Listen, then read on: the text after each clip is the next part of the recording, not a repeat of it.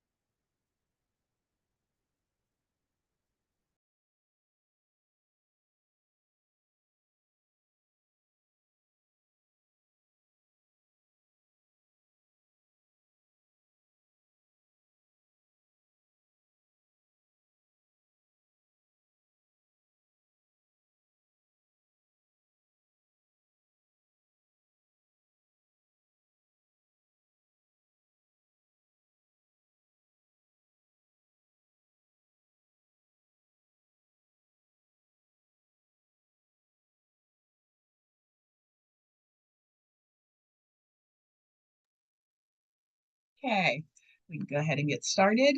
Um, so today's plan, I want to continue our conversation about audience and thinking about the ways your audience will shape your essay number 4, right? Part of this essay, and a huge part of it, is figuring out how are you going to reach these specific resistant readers. And so we're going to have a conversation today about your reasons and your audience and how you see those two things coming together. Okay. So, want to talk about that. Then we're going to talk about Singer, thinking about some of the things Singer is asking us to do and whether or not we think that's reasonable. And then we'll end class very briefly by talking about sort of what to expect the next few class days, the remaining class days. One, I want to talk about the final exam and just start thinking about all of the pieces you'll need to bring together for that.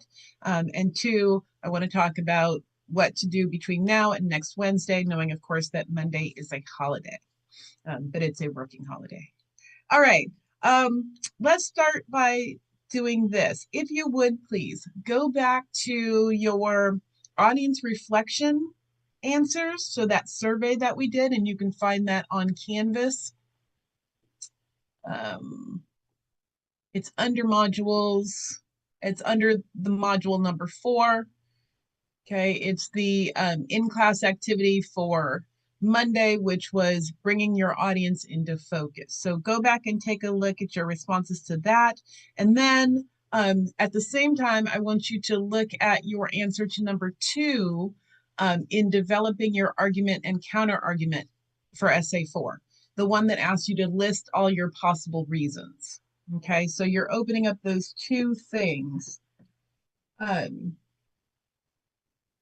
and I'll put them in the chat.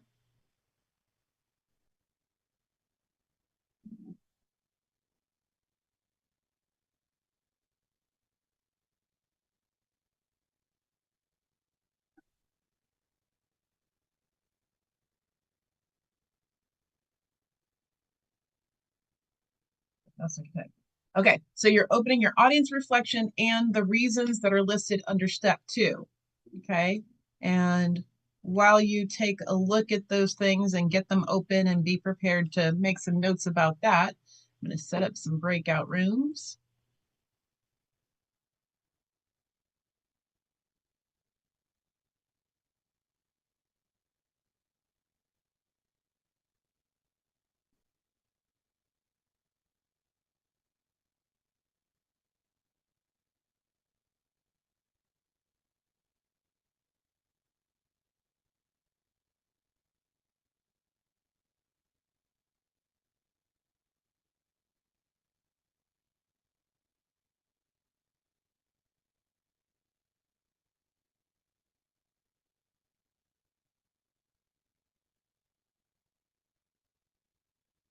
Okay.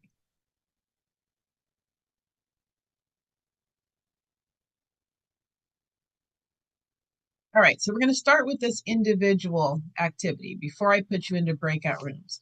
And I want you to think about how you would organize the reasons, right? And I want you to work with the list that you came up with in number 2, because of course that has a longer list than the subsequent steps. Okay, so I want you to think about how you would rank your reasons that you came up with for step 2, right? List the possible reasons from least persuasive to most persuasive from the perspective of your audience. Okay, so think about how you're going to rank your reasons from least persuasive to most persuasive from the perspective of your audience. And I also want you to jot down some notes. Why did you rank them that way? Okay, so here's the task, right? I'm going to give you about, let's say, 5 minutes. Okay, and I want you to rank the list of reasons from least persuasive to most persuasive. So, what do you think? Looking at that list of reasons, my audience won't really be persuaded by this because blah, blah, blah. And here I go to my most persuasive because, and they're definitely going to be persuaded by this because. So, I want you to rank those reasons and reflect why you chose that ranking system. All right, so I'm going to give you, what did I say, 7 minutes? I'm going to give you I'm going to give you 6 minutes. We'll split the difference. 6 minutes to do that. All right, questions? You know what I'm asking you to do? All right, awesome. Oh, there's a question. Yeah, Manny? Yeah, so we go to modules Uh-huh. and then where do I go from there? Well, so the first thing you're doing is you're opening up the audience reflection and your reasons that you listed under step number 2 for developing uh, your argument and counter argument. So those 2 documents. Is it on unit 4? Yes. It's not showing up. Don't know what to tell you. They're in there. I don't know why it's not showing it for you. The Oh, in-class unit number 4, activity the persuade 518? in-class activity 518, bringing your audience into focus, Uh-huh. yes, and then developing your argument and counter argument for essay number 4. So those 2 things. Oh, didn't we do this before? Yes, So but what do right we now you're doing them. You're going back to those 2 documents, and now you're going to rank the list of reasons that you came up with step number 2 for developing your argument and counter argument. You're going to rank those from least persuasive to most persuasive based on the audience that you chose. So you're going to use those 2 things that you've already done to now make your ranking. Like, what's the least persuasive to your audience? What's the least persuasive reason? All out, the way out of down out to of the most persuasive reason. out of the 5 questions? I don't know what you mean by the 5 questions. We're talking about your responses to step number 2, where it says step number 2 in developing your argument and counter argument. Well, no, because I pulled up in-class activity 518, bringing Uh-huh. your audience into focus. Yes. So So, that's the audience that you have, right? Thinking about that audience that you came up with. That's why I wanted you to review those questions and your hmm, answers to those questions. Yeah. hmm. So that's your audience. And then you have your developing your argument and counter argument for essay number 4 and the list of reasons you came up with for number 2. Do you see that list of reasons that you came up with number 2? So I go back to modules So you go back to modules, and go to developing your argument and counter argument for essay number 4. oh right, okay. So now I'm here. Do you see the list of reasons you came up with for number 2? Yes. Okay, so I want you to rank those. What do you think is the least persuasive to the most persuasive based on your specific audience? Got you. And be able to explain why you rank them that way. Thank you. Yep.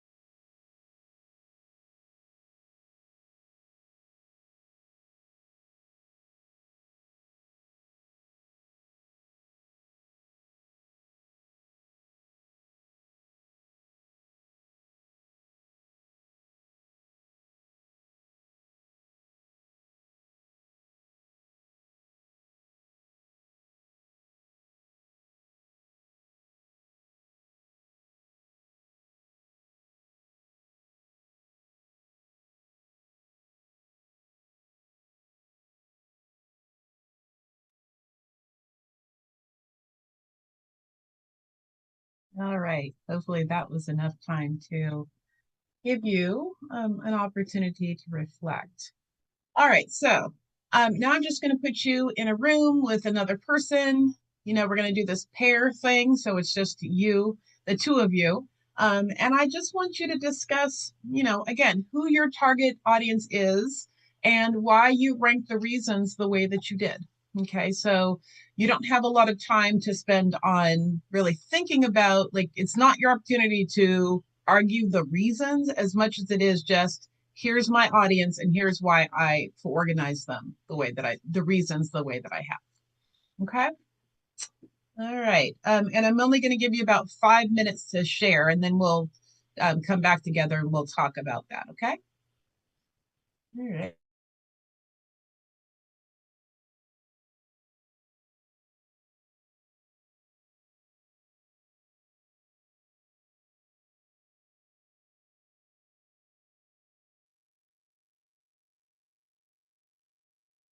Mm. Hi, good morning. How are you? I'm good.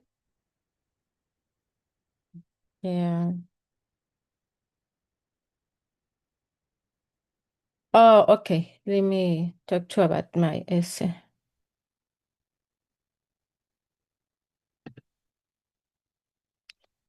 Um, for me, um, is my topic is the hamburgers. My audience will be doctors, school, people who's who's exercise and nutrition. I think the doctor they are more interesting about my topic. Yeah, and the yeah. The more persuasive is the doctor for me. Yeah, I think normal people because they don't want to about my topic because they don't they the opinion is different about the hamburger. Yeah, yeah, because my topic talking about the hamburger is healthy. But normal people say no, you're right.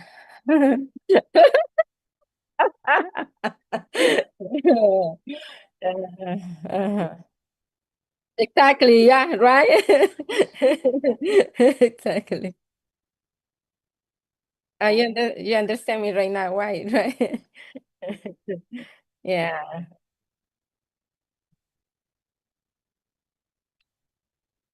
How about how about you?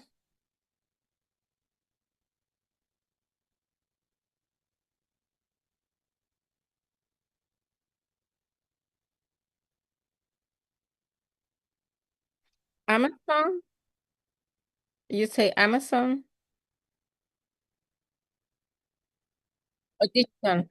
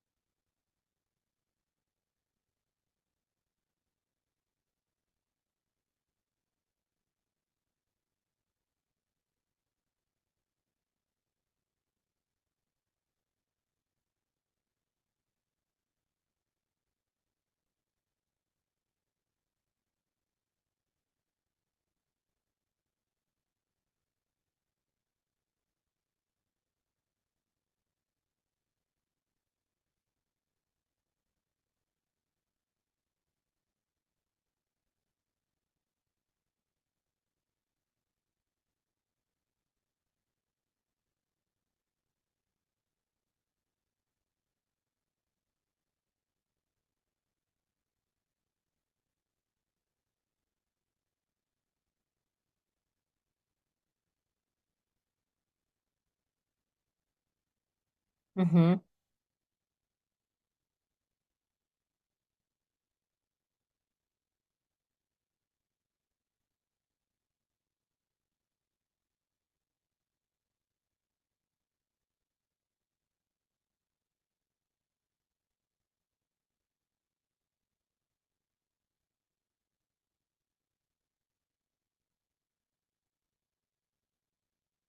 No.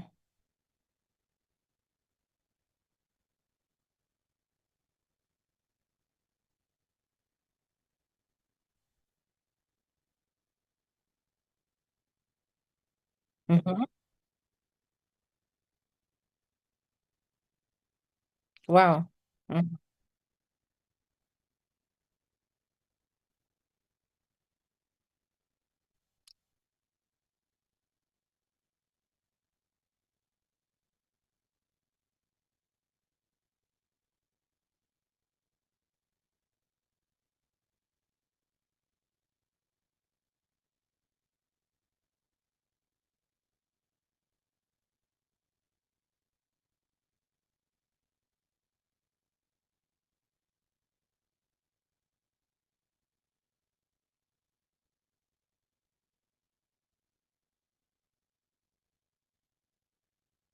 Oh, wow.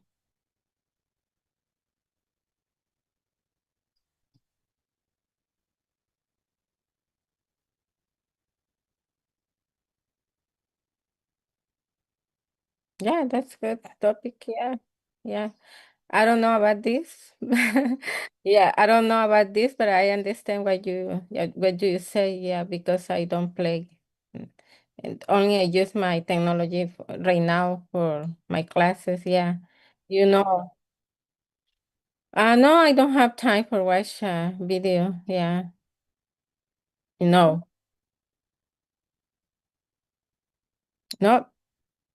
Sometimes, no, because I have to cook for my family, cleaning. Yeah, I have to make doing other things. Yeah. For example, yesterday I going to the gym only for maybe 1 hour, and that's it. Yeah. Yeah, because I have children, you know. Yeah. Hmm? Oh, now my son has 24 years old. Yeah.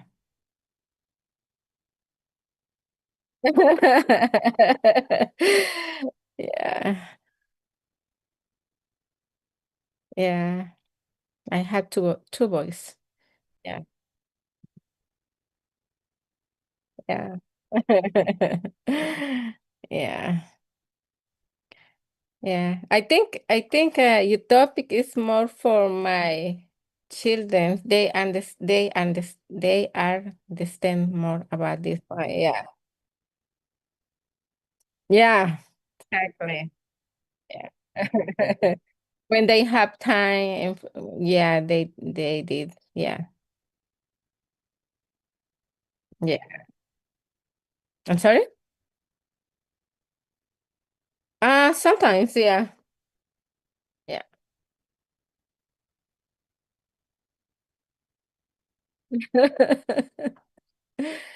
Yeah, I think this topic is good. I don't know. Yeah,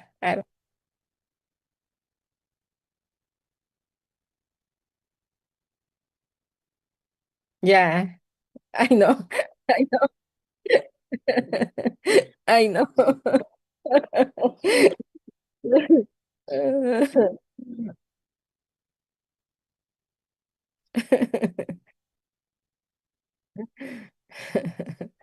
Yeah, I know. But I think it's a good topic for this one, right? Yeah, I don't know. Yeah, yeah. Mm. What is your name? Yeah, it's Nermat, right? Thank you for your time. Yeah. Okay. Bye bye.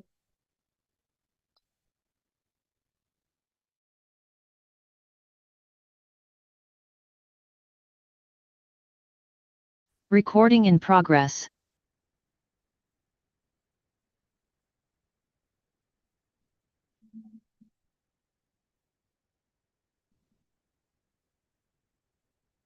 Okay, so I just want to discuss sort of as a group, discuss together kind of what is driving your organizing principle. Like what, when you think about your audience, when you think about um, your reasons, what makes you rank them from least to most What are you thinking about as you put these in order?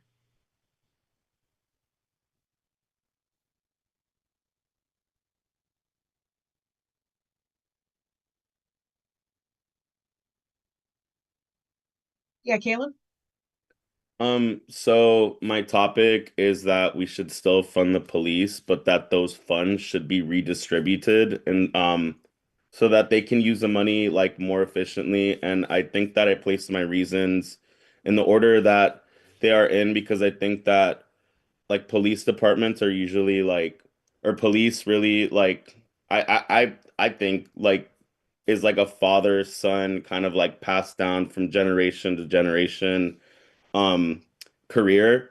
So I think that, my audience they prioritize like the status quo. Like I think that they're set in their ways. So the way I'm gonna angle it is that they probably are gonna be resistant to change. So maybe if for my first reason, the most important one was that they can improve logistics by redistributing money.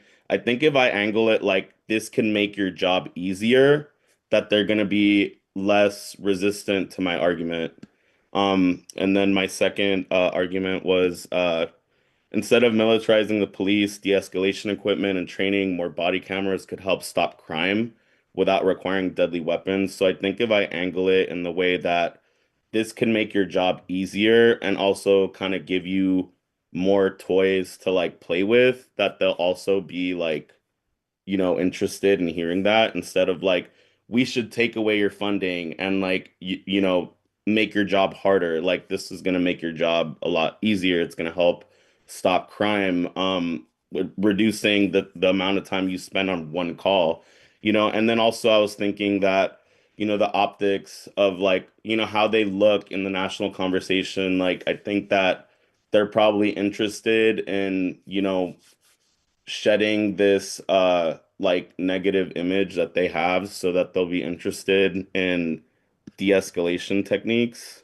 And the third reason I chose rehabilitation and treatment over imprisonment has been more effective in reducing crime. I put that at number three because I was thinking that maybe they might not be interested in rehabilitating people. Possibly because they're probably more interested in arresting people. I mean, like police have been known to have quotas, so maybe they're not gonna want to hear like, hey, like we can, you know, do this instead of like, writing a ticket and that in turn, helps them not reach that quota, which is for I think like the quotas are so that they can get like a bonus, right? So I thought that that might be less convincing.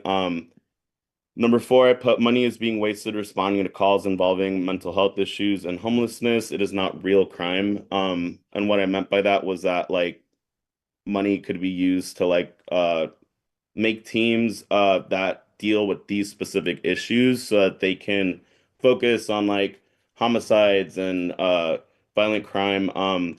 But I think that they probably will not want to hear like quote unquote real crime because they view everything as like real crime. I'm not sure.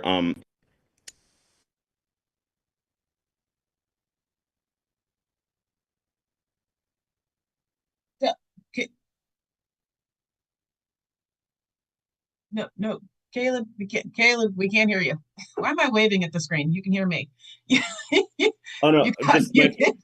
oh yeah, my bad. My fifth reason was that the money being spent is not being used wisely, and I think that they probably wait. Can you hear me? Yes, they Okay. probably. Oh yeah. So I think that they might not want to hear that like the money like I think that they if anything want more funding. So I think that that like probably is like my least convincing argument because I think that the main if anything the main like counter argument I need to address is that the money being spent is not being used wisely because like they already have enough funding. I mean like I think I read like a statistic that said that like people think that they should be like I think like 40% of like the country thinks that they should be defunded and the rest thinks that they need more funding. So I think that that also translates to them wanting more funding as well. So I think that that's like the least convincing argument I have. Yeah, that's all I got. Okay, well, that sounds like some good stuff. I mean, this is what I'd hoped that would come out in terms of thinking about a very specific audience, right? And like, am I correct in assuming, and I don't think you said this, but your audience is police officers, Yes, right? Like, yes. but you didn't necessarily have to say that out loud for me to get that from all of the reflecting that you've done, thinking about this group. Yes, maybe you're thinking they're a very kind of conservative group in the sense that they are resistant to change, right? That value, that belief system is going to structure how they respond to your reasons. The idea that they value the status quo, okay, that is going to determine how they respond to your reasoning. So thinking about this audience in very specific ways, ideally, and it sounds like it's working for you, Caleb, is going to help you kind of figure out how to approach this specific resistant group, right? You're not saying, well, I'm going to talk to all adults over the age of 18. No, you're thinking about what does this group value? How can I describe this group? And then how will my reasons appeal to this group? And the more focused your reasons are, the more persuasive your argument will be. Okay, so I'm hearing that along the lines, I'm hearing that working, that I feel those pieces are coming together. So thank you so much for sharing that, Caleb. Do we have other brave souls willing to share?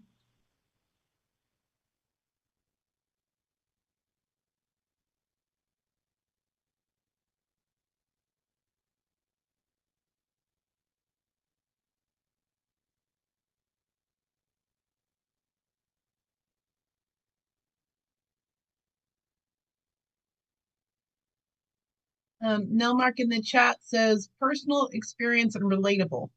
Oh my goodness. Complete sentences would just be so helpful here. I don't know what you're talking about. Nelmark, can you unmute yourself and give us some more?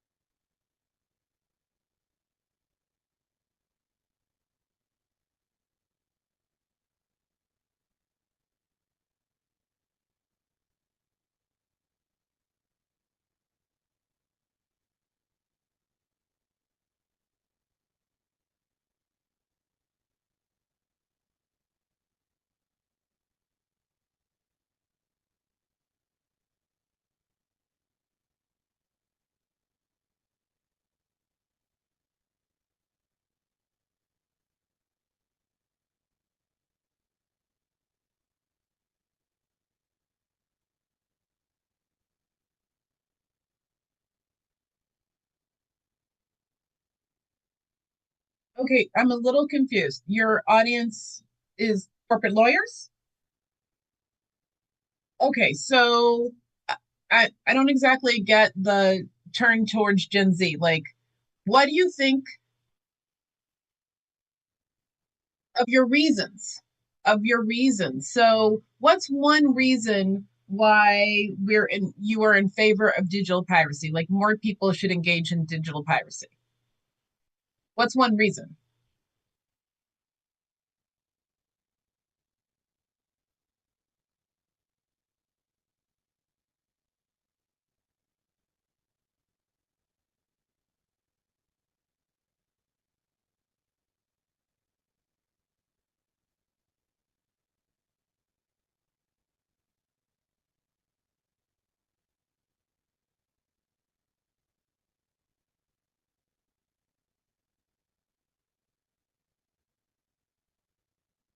Okay, so I'm hearing if you invest, the first reason is when you invest money, when you spend money on something, that product should belong to you.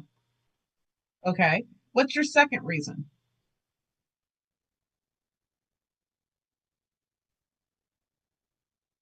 No, you're giving me another example, but what's a reason? Like, not an example, but another reason. Remember,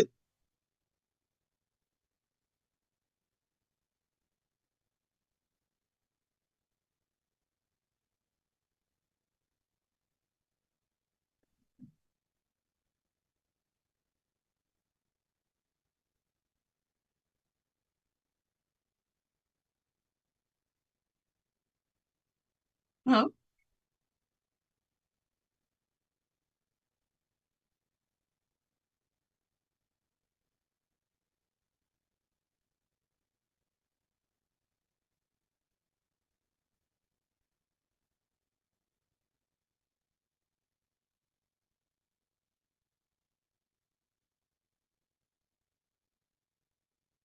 Okay, so I guess you're trying to convince me that digital piracy is good, right? Love this topic. Just, it's fun. But you have to give me more than one reason. I'm your corporate lawyer. You have to give me more than one reason to believe this, right? You have to try to convince me that this thing is a good thing. And so I'm going to need multiple reasons. Yes, multiple examples also, but multiple reasons to believe that is true, right? You can't just give me one reason, but you have to give me a number of reasons. So if your first reason is, when you invest large amounts of money, the product should belong to you. If the second reason is access, something about access, and you want to tease that out into a complete sentence because you can't just say access, right? But how is that a reason? So go back and make sure that your reasons, right, are subclaims, are claims that relate to your larger claim, which is digital piracy is good, right? What I want to make sure isn't happening is that you're not listing examples and calling them reasons, right? The difference between examples, the video games, the things that you bought from Apple TV, the anime, whatever, those are strong examples, but they're not the same as reasons. Reasons are opinions. Examples are evidence for those opinions.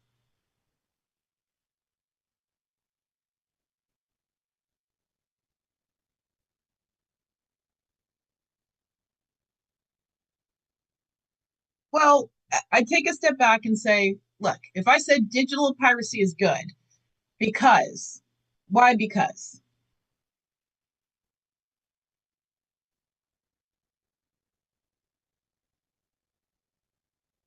Okay,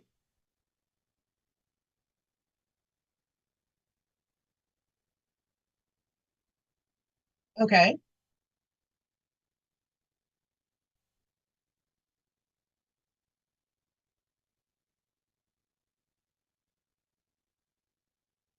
Isn't that the same as you get access to it on your personal, like, how is it? Okay. So I would say that what you want to do is maybe go back and take a look at that number two again, but this time finish that sentence as many ways as you can think to. Digital piracy is good because, or more people should commit digital piracy because, right? And how, give me all of the answers to because that you can think of, both realistic and all the way down to the preposterous. But list as many as you can think of why more people should commit digital piracy because.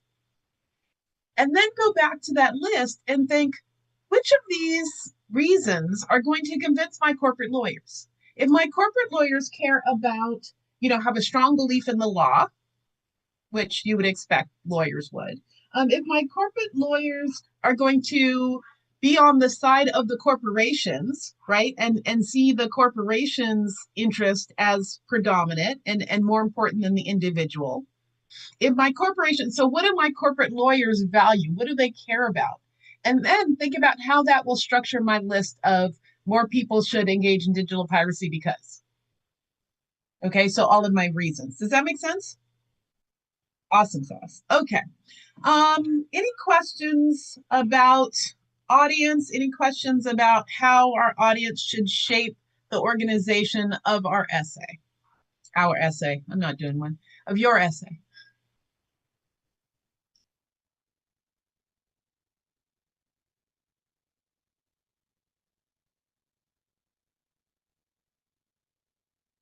Good? Okay. All right, I hope you continue to think about this. This again is a very significant aspect of essay number 4, right? You have to be able to speak to this very specific audience, and you have to think about this audience and know the audience of people is not going to work, right? Is not going to be successful. If you have, police officers, I would even say maybe police officers in Caleb's case, police officers who have just joined the police force, as opposed to people who have been on the police force for a while, right? Because that is even a more specific group. Or maybe you're talking to the old grizzly guys and not the rooks, right? So thinking about that group. If I'm thinking about my corporate lawyers, corporate lawyers who work for media companies are going to be even more specific than corporate lawyers who just work for corporations, right? If we can narrow that to not necessarily just corporate lawyers for Apple, but corporate lawyers for media companies might be a little bit more specific even. Okay. And again, the more you can kind of carve out this particular group, the more targeted your essay will be. Okay. And just in case we haven't talked about this enough, do remember that it has to be an unpopular opinion, right? Something that most people would not agree with. One of the reasons I'm so drawn to Nelmark's topic is because most people would not argue that digital piracy, more people should participate in digital piracy. Most people would be like, no, that's breaking the law, right? So he's kind of making an unpopular opinion. He's stating an unpopular opinion and then justifying it and showing why, right?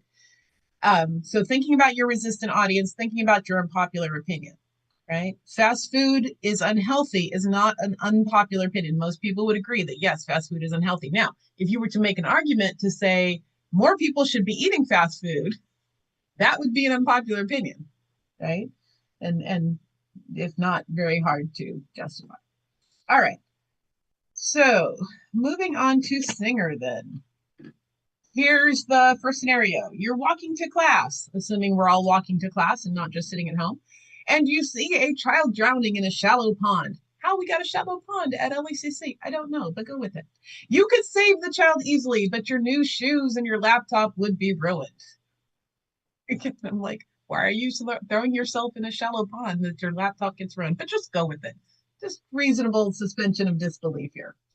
All right. So again, you're walking to class. Well, if you can't swim, maybe that's how your laptop gets ruined.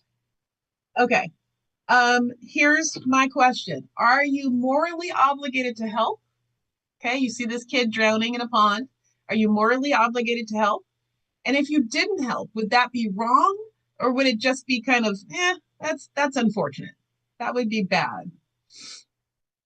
You could just put your answers in the chat. So are you morally obligated to help? And would failing to help be wrong or merely unfortunate?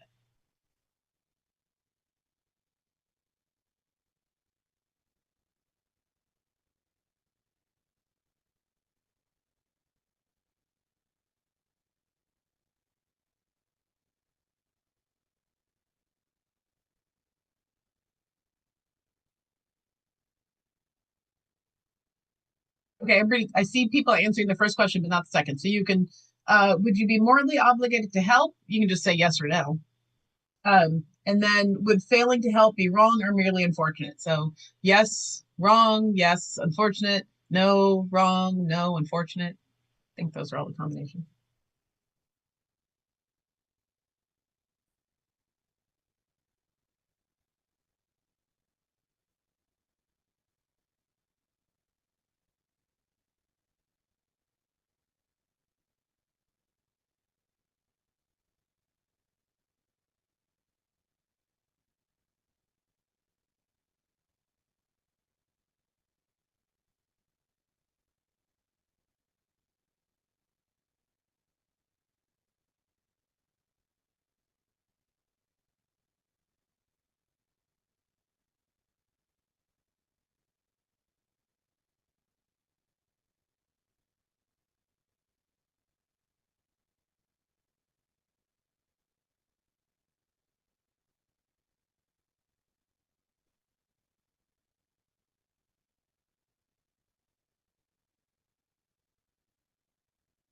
All right, what do we have?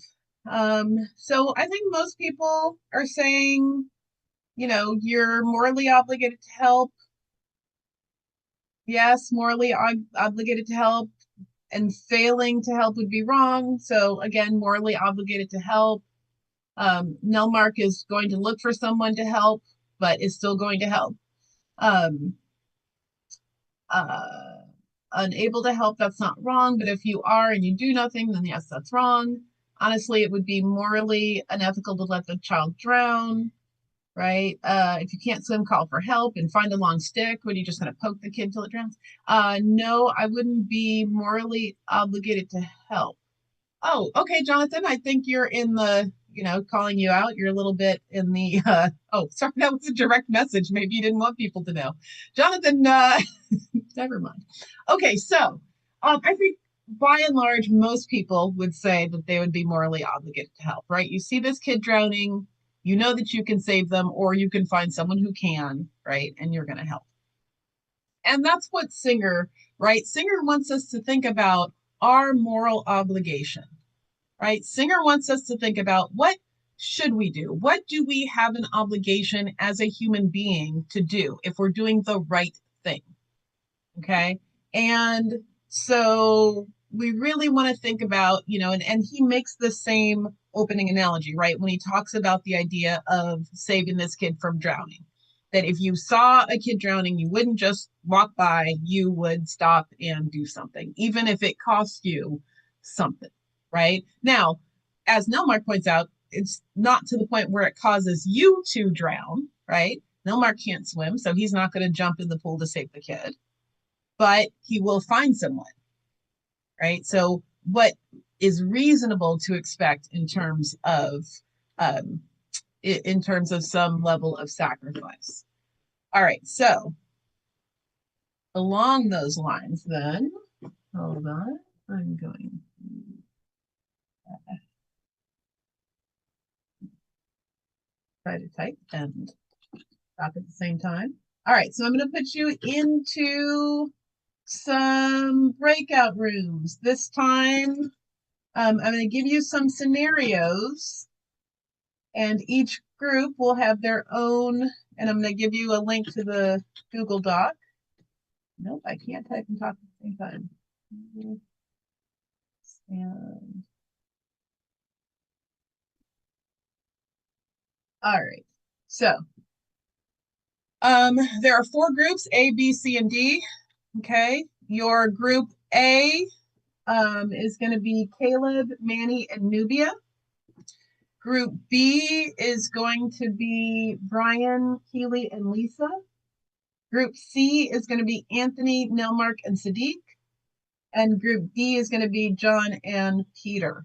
Okay, so here's the thing. You are going to navigate to, you're going to navigate to this page, which I will put in the chat. All right. So navigate to this page. You cannot do anything on the page. You can just look at it. So don't worry if you can't type on the page. You're not meant to. Okay. So what I would like you to do is in your groups, discuss your scenario and answer the questions. So each group has a scenario with some concerns, and then I would like you to make sure that you discuss these questions. And then if you would pick one person to represent the group and tell us what you discussed in your rooms. Okay? Questions? All right. I'm going to give you 10 minutes to discuss the scenario and discuss your responses, and then we'll reconvene and you can tell us what you talked about. Thank you.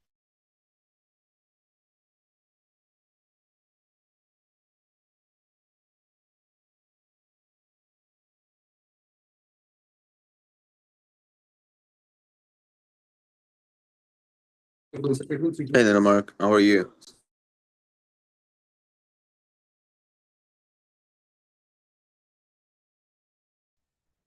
Hey,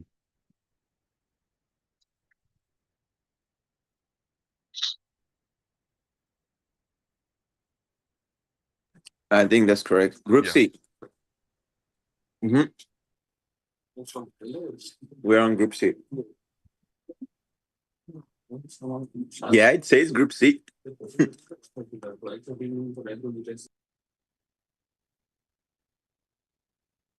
I don't know. It just say Group C. I mean,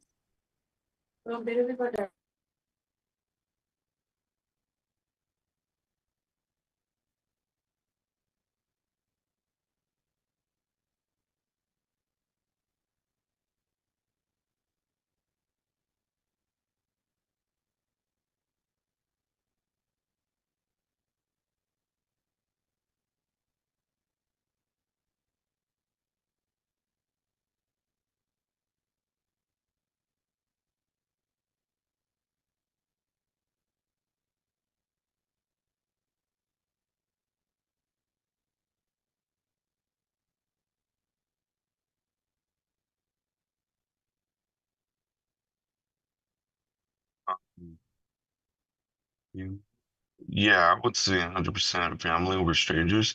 The thing is that you can rarely give the money to the families most of the time. It's mostly through like a company or like a anything like that that takes the money and then we'll give it to them. But honestly, most of the time I don't trust that. So it's not even guaranteed.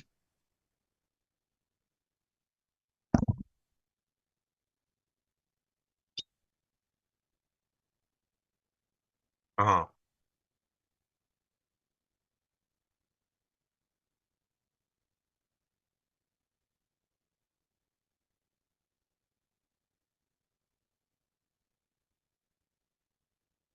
Right. Oh, okay. Yeah.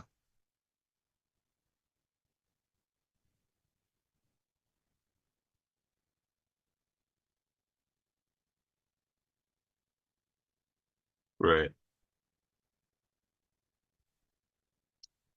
Okay.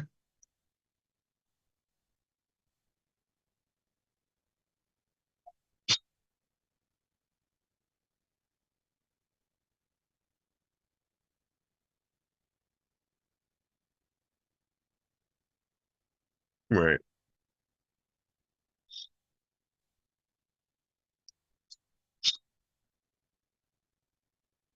Oh, yeah. I think like when you think about it, morally, yes, it would be morally correct to, try to save the child or the kid or whoever we're donating the money to. However, you know, in terms of like, I don't really know this person, family comes first, and if they need something, right,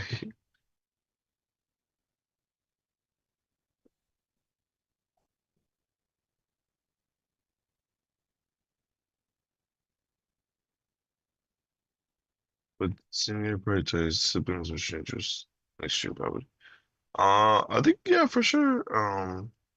Probably strangers. A lot of people have different views on this because, some people might not have a great connection with their family, or some people, you know, just might have different ideas about it. Um,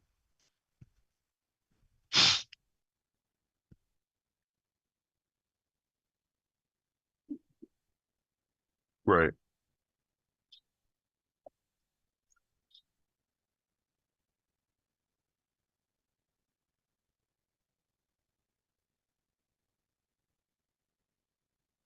right,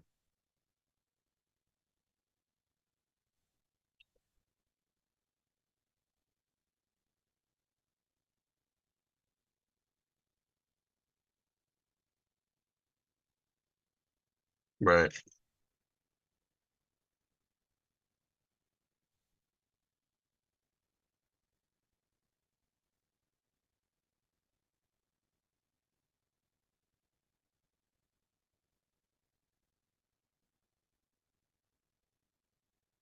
Right.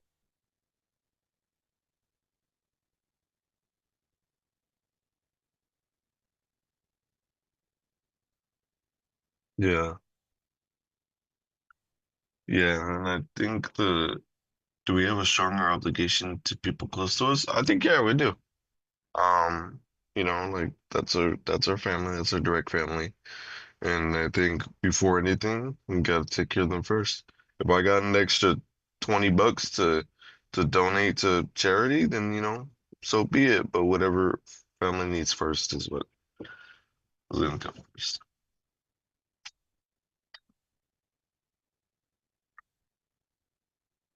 Like a couple $100. All right.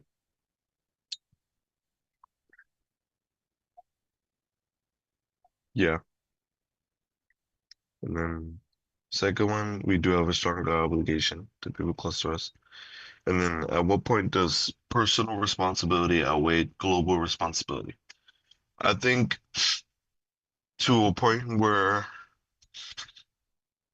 like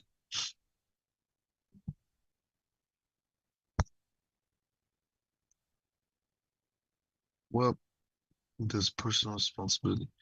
Um, maybe almost at any point unless um unless it's like a global crisis or something.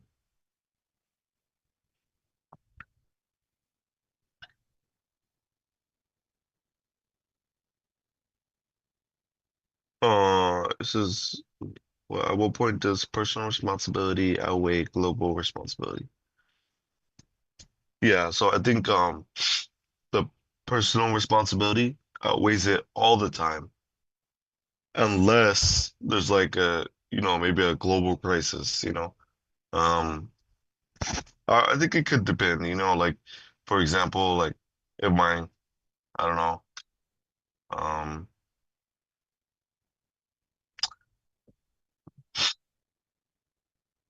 I have, yeah,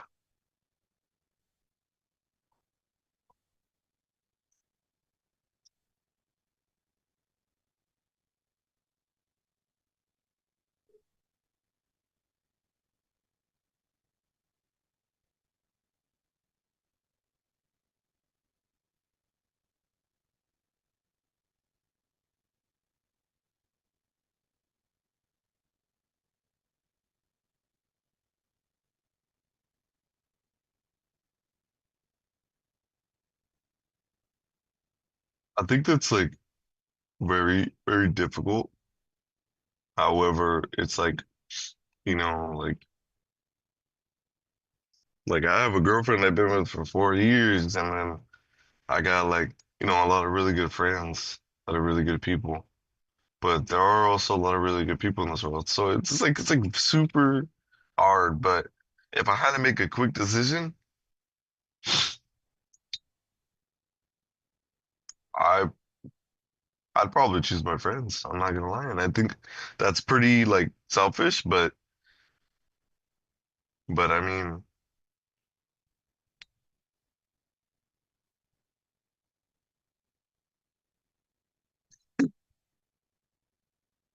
That's crazy. Yeah. No, I mean that is what it is. If it's like a pregnant lady or like they have a kid, then I'd be like, oh, okay, maybe you could chill with us, but you know I'll help you find your family. But if it's anybody else, I'm be like, nah, you can't. I wouldn't want to risk it. So most of the time, like 99.9% of the time, it's like family over everything. Yeah, personal responsibility um almost always outweighs global responsibility.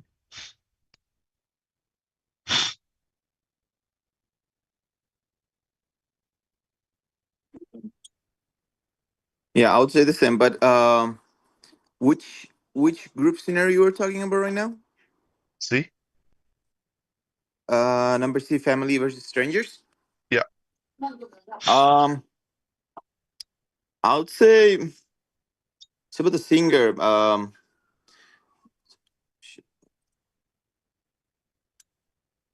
Like about saving the life should matter. More actually than buying a device like a No, Mark. laptop or something like that. No, Mark, you want to share for us?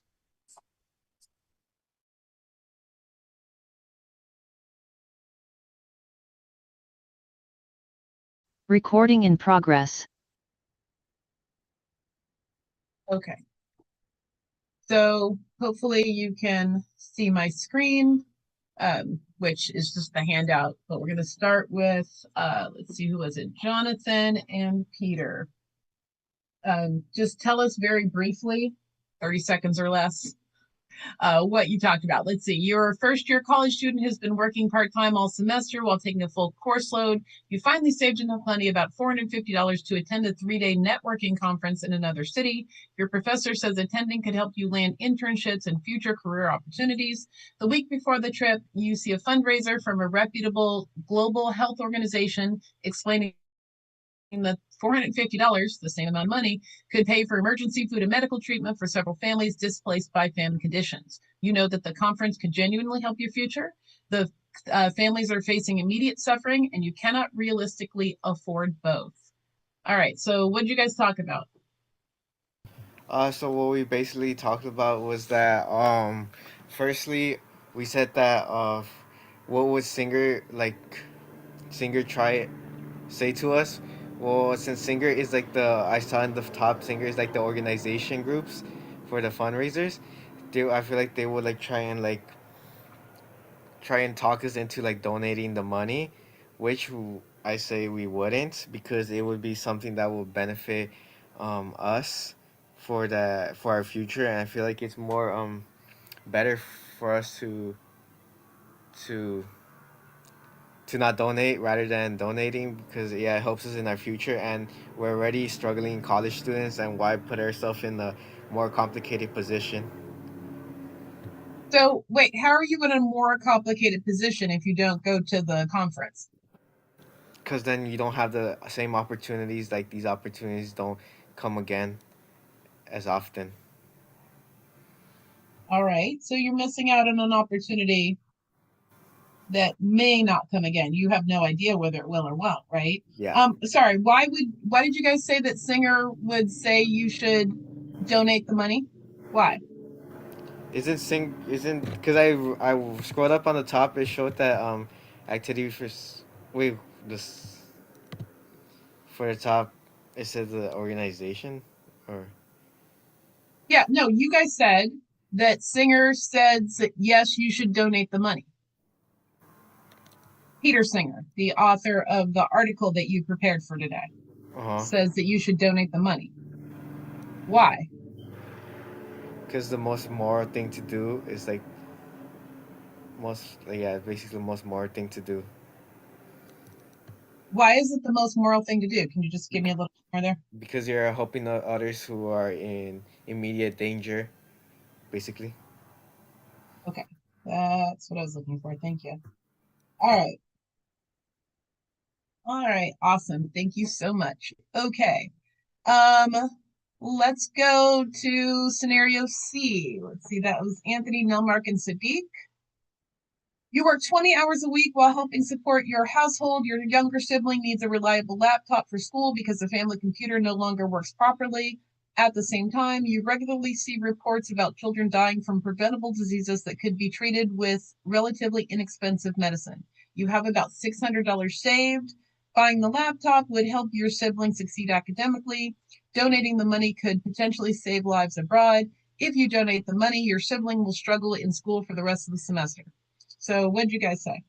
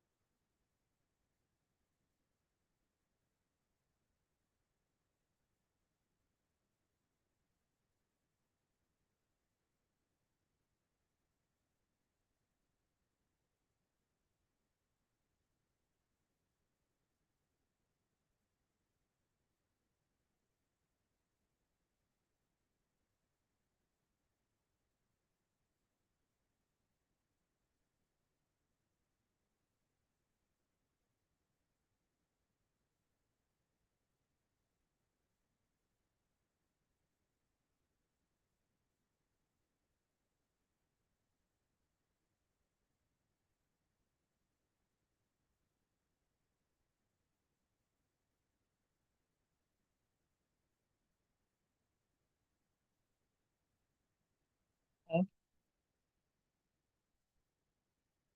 right, thank you.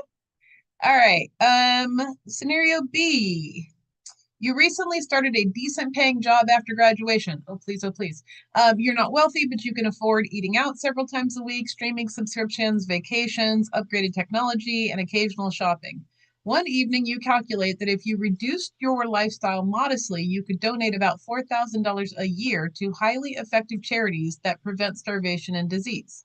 Doing so would not make you poor, but it would require fewer luxuries, less entertainment, and delaying some personal goals. What did you guys have to say about that? Let's see, that's Brian, Keeley, or Lisa.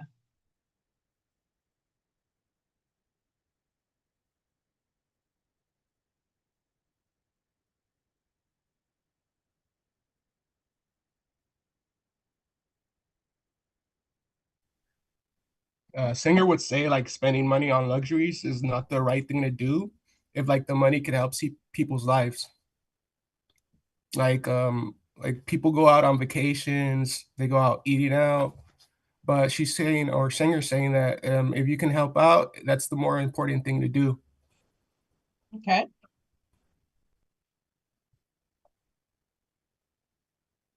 That was your whole conversation? I mean, Is there anybody wants to like no, that's you. Just keep it rolling. Is there a meaningful difference between comfort and necessity, and how much sacrifice can society realistically expect from ordinary people? Yeah, like there's a difference between comfort and necessity. Like necessity are things like you can like food, water, or like shelter.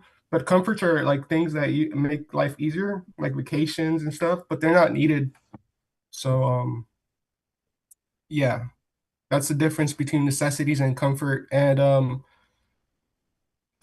yeah, people should help others when they can, but most people are not willing. So to give up So, like the things that they enjoy, yeah, but they but the should. question is, how much can we realistically expect from ordinary people? What did you guys get to that question?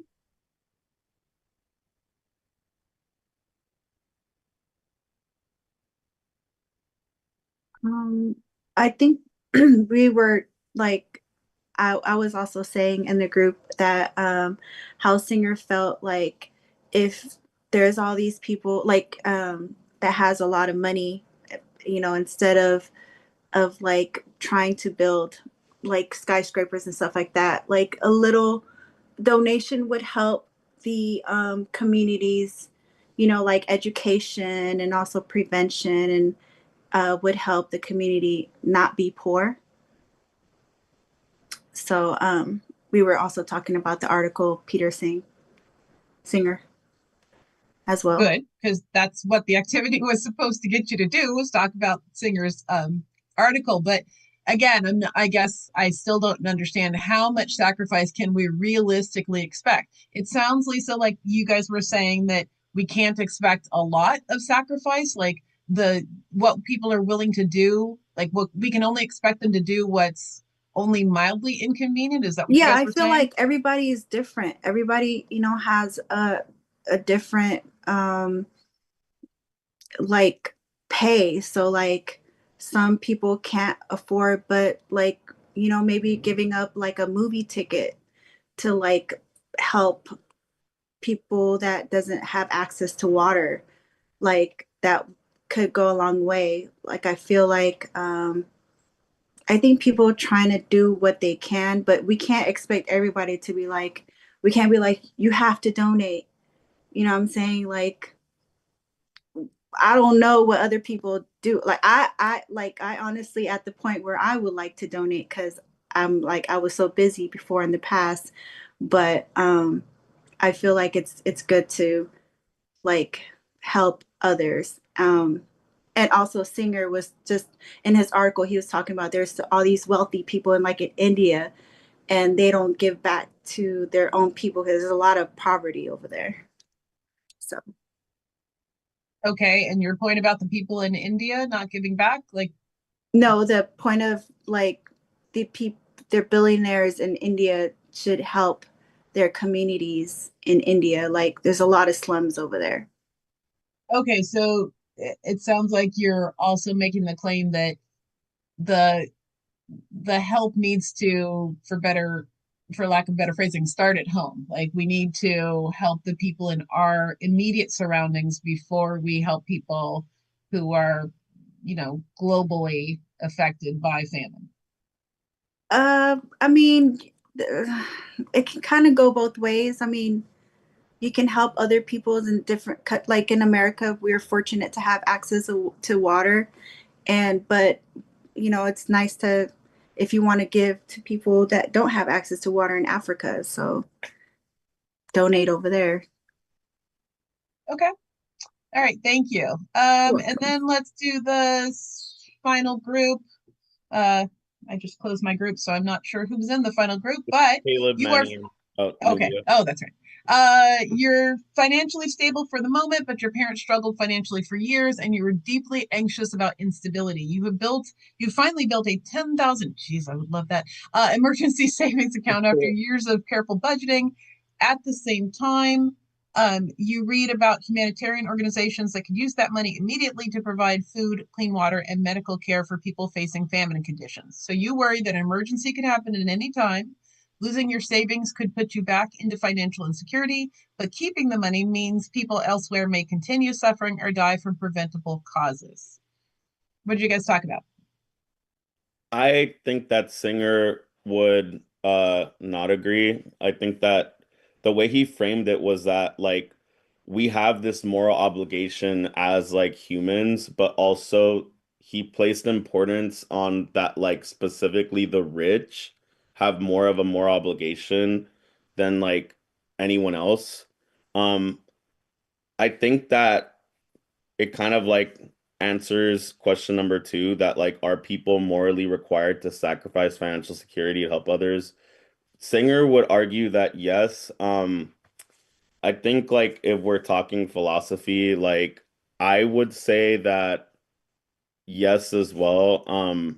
I think like Plato would agree as well that like it, you know, is part of self actualization, that like it makes us better humans to like help out others. But like also what I think that like I don't know, like all this moral obligation is rooted like in religion, and I don't know, I think that yeah, like it is a good thing to do, but like if I had to choose between like me and my survival over like helping out others, that's kind of like where number three kind of goes into effect. Like I think there's a limit to how like are you gonna really give your savings that you worked so hard to save up to help someone else? So that means that you're gonna go without water or you're gonna go Whoa, without whoa, whoa, food. whoa, whoa. Hold up. You giving 10,000, your savings Yeah. of money does not mean that you go without water, right? Well, And okay, well, just to clarify, what Singer is saying is not you give until you are now in that same position as the people you're giving to, right? He's saying that there is a moral obligation to help up until it doesn't affect, it require any sacrifice that hurts you. if we frame it in that perspective, then yeah, I mean, like you might have that obligation to give like your money to humanitarian organizations. But what I mean by water, I mean specifically like power and like, like these savings are there for a reason. And I think that what like he's arguing, like, yes, like what you financially are able to give.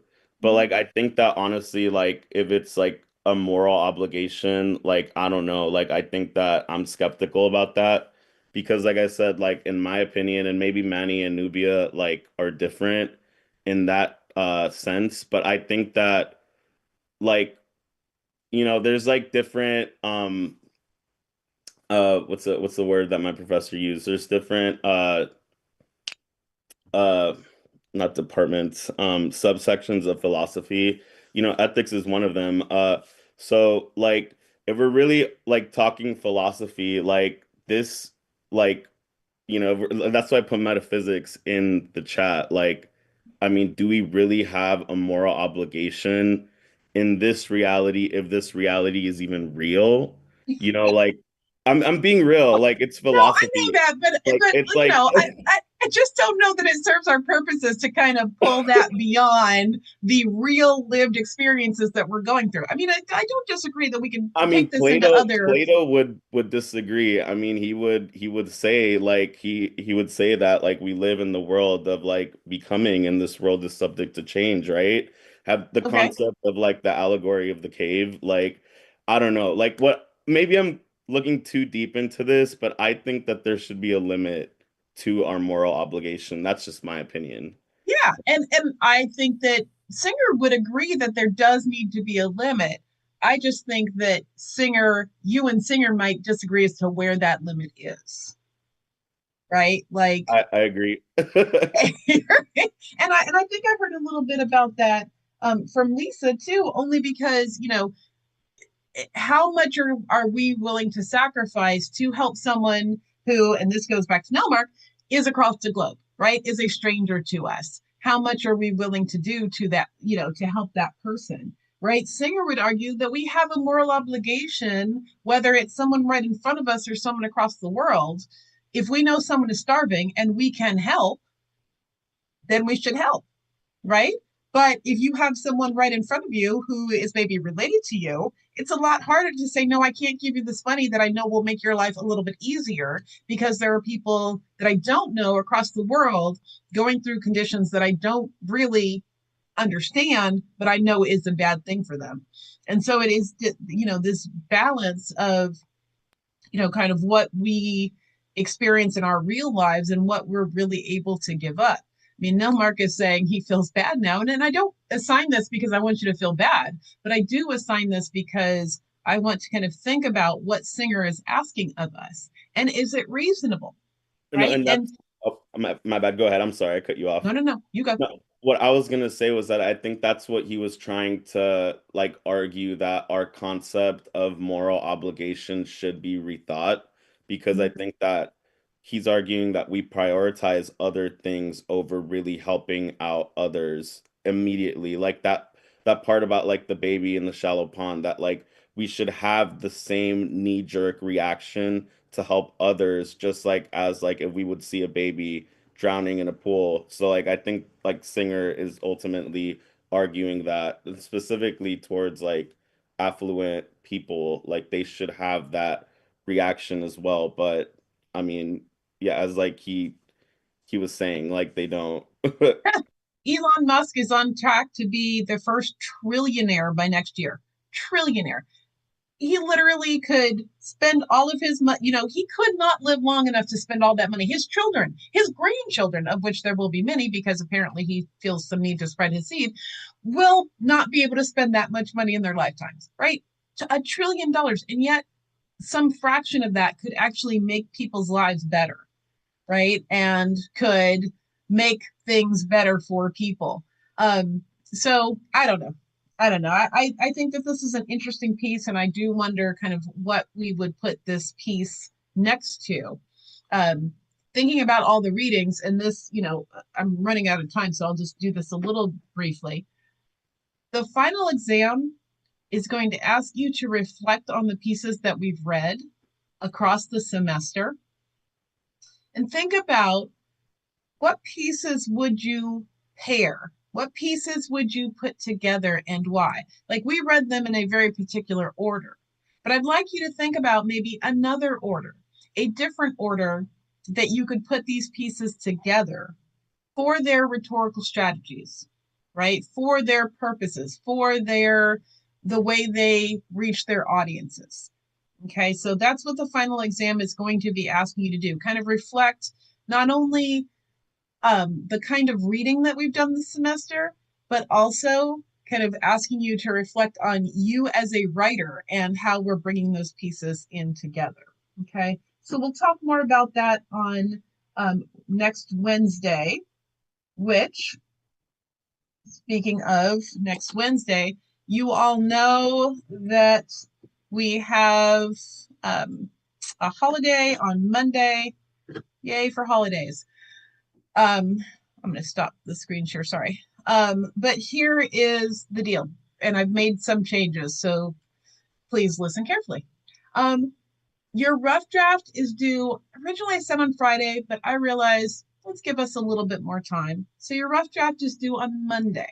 Okay, I know it's the holiday. You can still turn it in before the holiday and go and have your great 3-day weekend, woohoo. But your rough draft is due on Monday the 25th. Okay, it needs to be like essay number 3. It needs to be 3 pages long. There should be evidence of synthesis. There should be evidence of topic sentences and a thesis statement, right? All of those things brought into, just like you did with essay number 3.